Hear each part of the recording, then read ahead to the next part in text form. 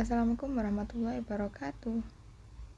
Alhamdulillah wassalatu wassalamu ala rasulillahi wa ala alihi waswabihi wa mawalah amma ba'. Dalam beberapa menit ke depan, aku Alvina akan menyampaikan sebuah kajian Islam yang berjudul Guna Dakwah Sosial Media, di mana video ini diambil dari beberapa sumber referensi. Yang pertama, buku ini yang berjudul Sosialpedia, Efektivitas yang Melupakan Tujuan dari Aktivitas, yang ditulis oleh Abdul Bintang dan beberapa jurnal serta artikel lainnya. Selamat menyaksikan.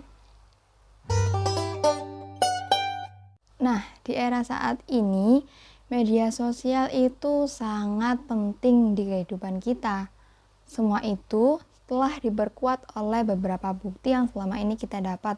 Seperti halnya aksi bela Islam menjadi salah satu bukti sahih kekuatan media sosial yang dimana jika difungsikan dengan baik. Lantas, sebenarnya apa sih manfaat media sosial jika kita gunakan sebagai wasilah dakwah? Bagaimana peran media sosial saat ini? Peran media sosial saat ini sangat begitu cepat dan juga luas. Apalagi, media sosial bisa berperan apa saja sesuai dengan penggunanya. Bisa dalam hal positif ataupun juga hal negatif. Sayangkan apabila ada orang baik yang tidak memanfaatkan media sosialnya. Munculnya media sosial kini menjadi begitu bermanfaat khususnya bagi para pendakwah. Salah satu faktor yang mendorong adanya dakwah melalui media sosial yaitu karena kemudahan yang diberikan oleh internet. Penyebaran ajaran Islamnya juga dapat dikemas secara singkat, secara efektif, secara menarik, dan dapat tersebar secara luas.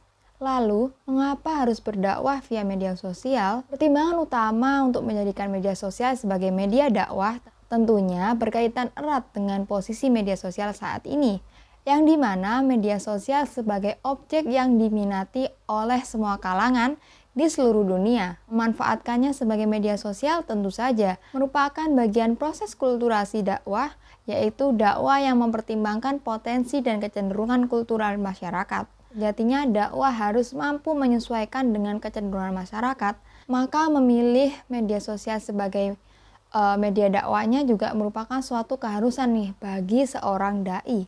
Karena di era teknologi saat ini, para pelaku dakwah memang harus mengerti dan harus menguasai IT. Lalu, apa aja sih keuntungan berdakwah di media sosial? Yang pertama, tidak tergantung waktu dan tempat. Informasi mengenai Islam dapat kita akses dan kita dapat kapan saja dan di mana saja. Maka kegiatan dakwah bisa terjadi dan dilakukan selama 24 jam. Yang kedua, cakupan yang luas. Informasi yang disebarkan di internet dapat diakses oleh banyak orang. Dakwah tidak hanya terbatas oleh kalangan tertentu saja. Informasi yang kita sebarkan akan bersifat universal karena semua orang dapat mengakses dan membacanya. Yang ketiga, pendistribusian lebih cepat.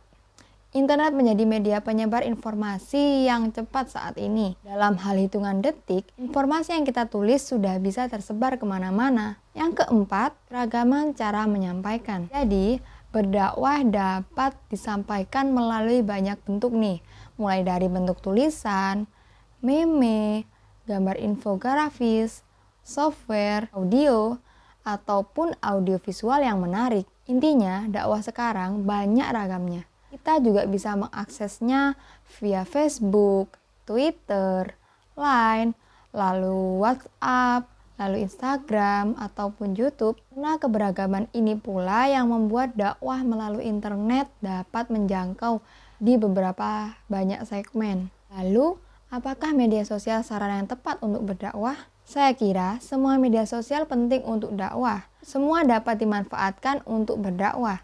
Apalagi jika kita menggunakan media sosialnya yang paling banyak digunakan oleh masyarakat saat ini, seperti Instagram, YouTube, Twitter, dan yang akhir-akhir ini merambat ke media sosial TikTok. Namun, materi apa aja sih yang paling penting disampaikan? Penting tidaknya materi itu tergantung perspektif individunya. Karena materi dakwah selama ini mencakup tema akidah, tema ibadah, ataupun tema akhlak. Tetapi, berdakwah via media sosial itu lebih kepada bagaimana nih cara seorang dai mengemas pesan-pesan tersebut secara menarik, baik itu via tulisan, via gambar, via foto, video, atau lain sebagainya. Lalu, bagaimana tips agar pesan dakwah media sosial dapat menarik dan mudah dipahami? Tips dalam bersosial media menurut saya yang sangat simpel ada 4 nih. Yang pertama, memiliki konsep. Karena jika kita mengonsep, maka kita tidak kebingungan untuk mencari materi dakwahnya. Yang kedua, yaitu luwes. Karena kalau kita kaku dalam menyampaikan materi dakwahnya, itu bakal mempengaruhi pemahaman si mad'u. Yang ketiga, memberikan konten yang sesuai dengan tujuan sasaran dakwahnya. Yang keempat, open sharing. Karena antara mad'u dan da'i harus dapat bertukar pikiran, da'i harus open mind kepada para mad'unya, sehingga dakwah yang kita sampaikan dapat mudah dipahami oleh mad'unya. Demikian kajian Islam minggu ini, semoga dapat bermanfaat bagi kita semua. Sampai bertemu di kajian berikutnya. Wallahumma fiq wa min thoriq. Assalamualaikum warahmatullahi wabarakatuh.